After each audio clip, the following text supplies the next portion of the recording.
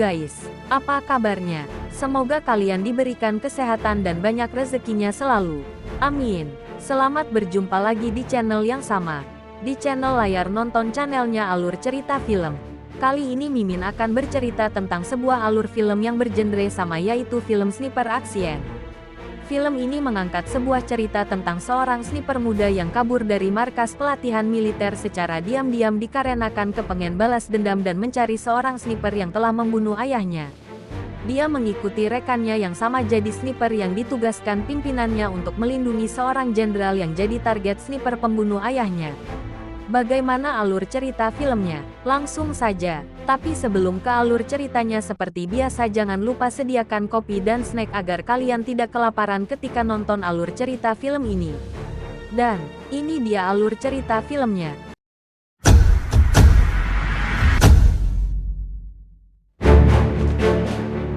Pada awal film kita diperlihatkan seseorang yang sedang merakit sebuah senjatanya.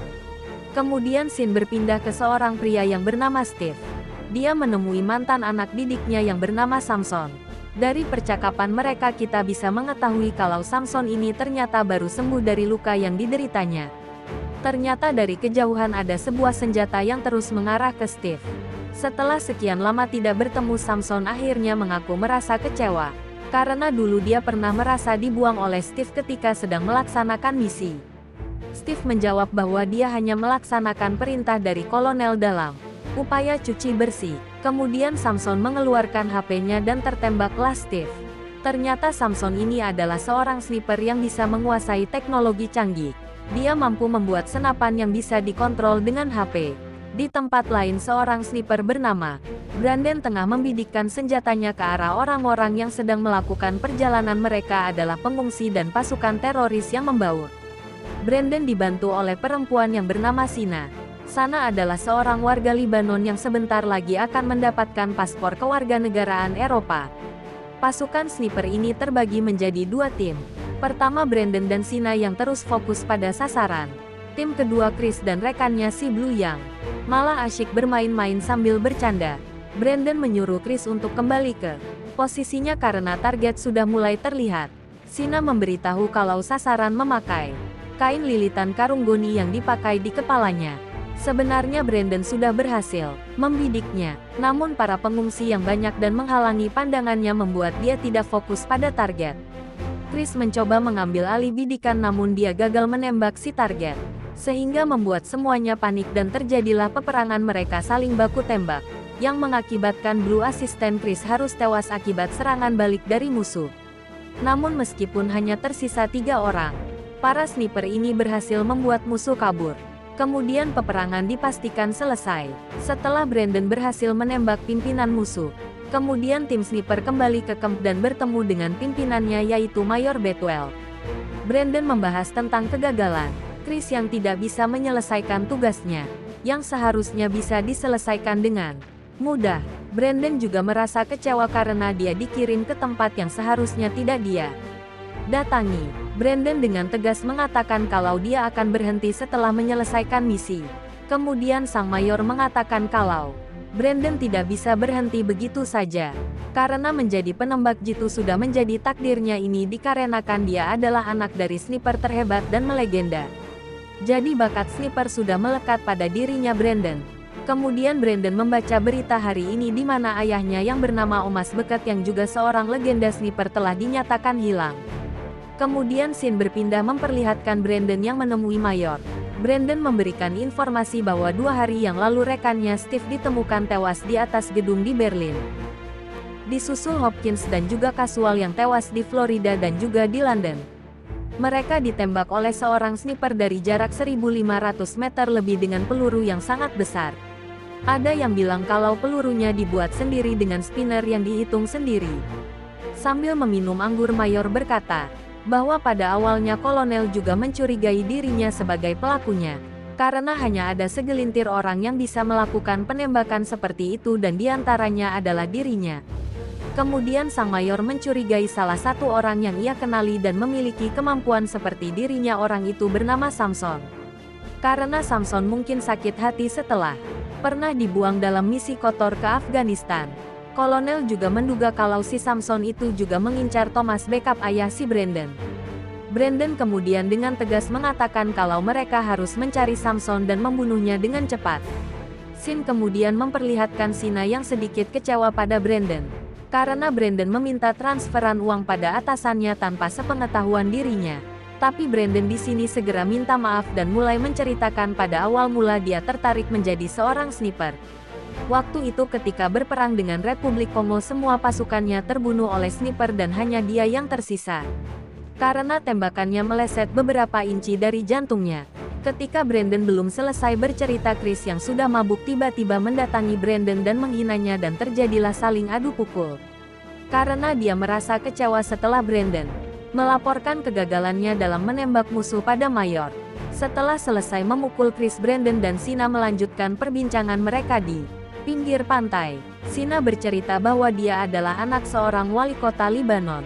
Ayahnya terbunuh ketika ayahnya bekerja sama dengan polisi untuk menghentikan para petani nakal, di mana para petani di sana lebih suka menanam ganja daripada menanam gandum dan padi. Atas tindakannya itu ayah Sina menjadi target pembunuhan orang-orang yang menentangnya. Ayahnya ditemukan tewas dalam keadaan kepala terpenggal. Dan parahnya lagi orang yang membunuh ayahnya itu adalah seorang polisi yang seharusnya melindunginya. Keesokan harinya saat pagi-pagi buta, Mayor Bitwell membangunkan Brandon, karena ada sesuatu yang harus dibicarakan. Sang Mayor mengatakan kalau ada mantan anggota marinir telah melakukan tindakan pengkhianatan dan membunuh para perwira. Dan salah satu perwira yang terbunuh itu adalah Thomas backup ayahnya Brandon. Tujuan Mayor menemui Brandon adalah agar Brandon tidak ikut campur dalam misinya kali ini. Karena Kolonel tidak memperbolehkannya ikut campur. Alasannya karena Kolonel takut misi ini akan menjadi misi pribadi jika Brandon ikut di dalamnya. Meskipun sudah diperingatkan untuk tidak ikut pada misi kali ini, Brandon nampaknya tetap ingin ikut pada misi ini dan berniat mencari sniper tersebut. Kemudian Sin diperlihatkan Brandon yang pergi sendirian dari markas secara sembunyi-sembunyi.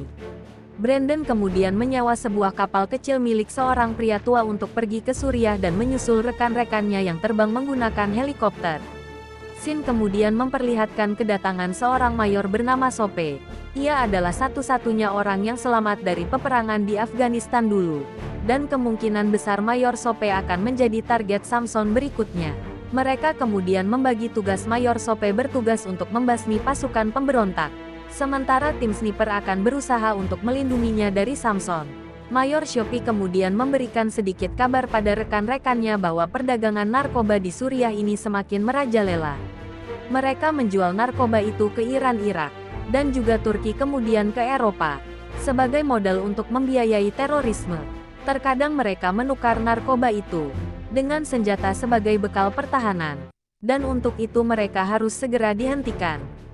Sina juga bertanya kenapa Brandon tidak diikut sertakan dalam misi ini. Sang Mayor hanya menjawab bahwa dia tahu mana yang terbaik. Brandon sendiri lebih memilih naik ke atas gedung untuk mengintai musuh, sementara yang lainnya seperti biasa menyamar jadi semak belukar. Dari kejauhan pasukan musuh sudah terlihat dan tim terus melakukan pengintaian. Di saat anak buahnya sedang mempertaruhkan nyawa, sang kolonel malah asik jogging dan memberi instruksi dari kejauhan. Sementara Mayor Shopi yang berada di lapangan mengatur semua pasukannya untuk bersiap melakukan penyergapan. Setelah target sudah dekat, semua pasukan bersiap-siap, termasuk Brandon juga terus melakukan persiapan dari atas gedung.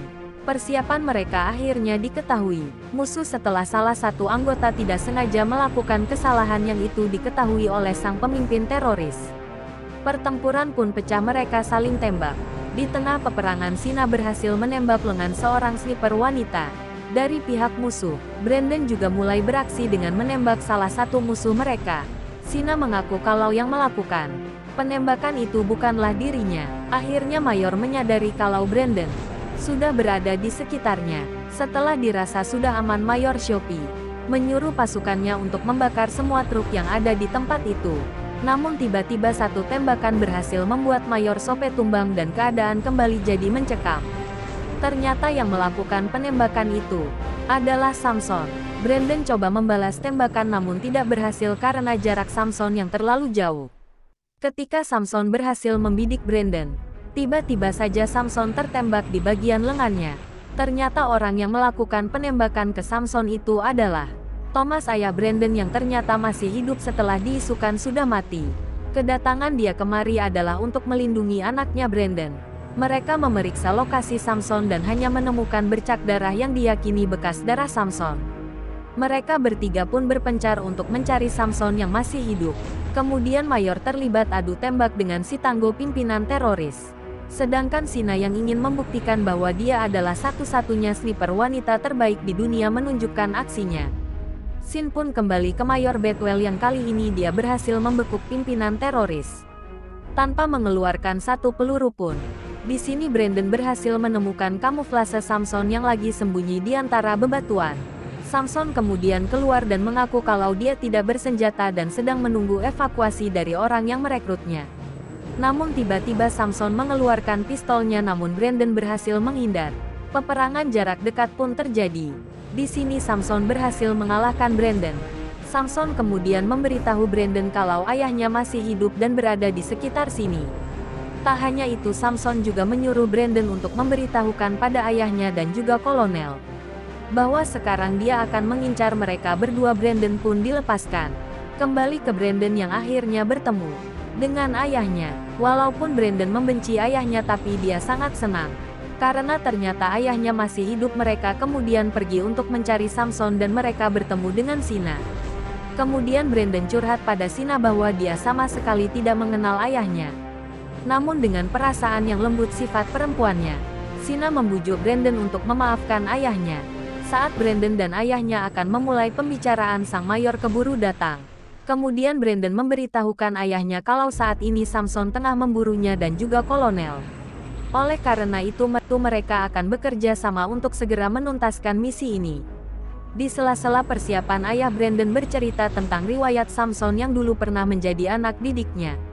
Samson adalah marinir yang baik dan mereka pernah sama-sama terlibat perang di Afghanistan. Namun pada saat itu Samson terpisah dari skuad sehingga dia harus berjuang sendiri. Samson kemungkinan merasa dikhianati oleh timnya dan kemungkinan mulai sedikit gila atas peristiwa tersebut. Tidak disangka kali ini dia kembali untuk balas dendam dan kita tidak tahu untuk siapa dia bekerja. Tim kembali melanjutkan perjalanan. Di tengah perjalanan Thomas Bucket masih bisa menyempatkan diri untuk merokok meskipun keadaan belum kondusif. Pada kesempatan kali itu juga Thomas Bucket mewariskan senjata andalannya pada Brandon. Tim kemudian memutuskan untuk menemui kolonel yang sedang berada di Santorini untuk melindunginya dari ancaman Samson. Sementara yang lain sudah bersiap-siap, Thomas Bucket malah baru datang meskipun dia naik taksi. Thomas Bucket langsung dibawa satpam untuk menemui kolonel. Dalam percakapan itu terdengar kalau Thomas Bucket mencurigai keterlibatan kolonel atas kasus kematian penembakan 3 perwira beberapa waktu lalu. Dan termasuk usaha pembunuhan pada dirinya. Namun si kolonel langsung menyangkalnya. Dengan bilang kalau aku ingin membunuhmu maka saat ini juga kau tidak akan berjumpa denganku. Tak lama setelah itu sebuah peluru berhasil menembus dada sang kolonel. Brandon berhasil menemukan posisi Samson namun jaraknya terlalu jauh. Karena posisinya sudah diketahui, Samson kemudian lari ke lereng bukit dan Brandon mencoba mengejarnya. Liz yang juga ikut mengejar Samson harus tewas duluan di tangan Samson. Brandon yang ikut mengejar Samson tiba-tiba sudah berada di sampingnya. Kemudian Samson kembali menggunakan HP-nya untuk mengaktifkan senjata yang sudah dipasang dan disembunyikan di semak-semak di sana. Karena HP-nya tidak mendapatkan frekuensi sinyal senapan, Samson jadi macet. Kemudian Mayor melihat Samson yang berlari dan dia berusaha menembaknya. Namun tembakannya meleset. Brandon kemudian mengejar Samson dan terus memperingatkan ke Samson untuk menyerah dan lebih baik meluruskan permasalahan sesungguhnya. Samson merasa dibohongi oleh kesatuannya. Dan ia terpaksa untuk melakukan pemberontakan ini. Kemudian aksi baku tembak pun kembali terjadi antara Brandon dan Samson. Brandon berhasil menembus pertahanan Samson dan kembali berkelahi 1 lawan 1. Namun lagi-lagi dengan segudang pengalamannya Samson berhasil membuat Brandon tak berdaya. Samson menodongkan pistolnya ke Brandon. Tapi tiba-tiba terdengar suara tembakan meletus dan peluru berhasil menembus tangan kanan Samson yang membuat tangannya putus. Dan tembakan yang kedua mengenai Kepalanya sampai hancur. Hanya ada satu orang yang bisa menembak dengan jarak sejauh itu. Orang itu adalah Thomas Backup, sang sniper legend. Kemudian setelah Brandon dan ayahnya bertemu, ia bertanya pada ayahnya kenapa 2 tembakan tidak 1 saja. Ayahnya pun menjawab bahwa itu disengaja. Tembakan pertama adalah untuk memberitahu Samson bahwa dia akan mati. Dan tembakan kedua benar-benar membuat dia mati. Dan film pun diakhiri dengan ucapan terima kasih dari sang kolonel untuk Brandon. Karena dia sudah bekerja dengan baik. Ia juga memberikan hadiah berupa cuti dari tugas selama 2 bulan. Dan film pun berakhir. Terima kasih telah menonton alur cerita filmnya sampai selesai dan sampai ketemu lagi di alur cerita film selanjutnya. Selamat beristirahat.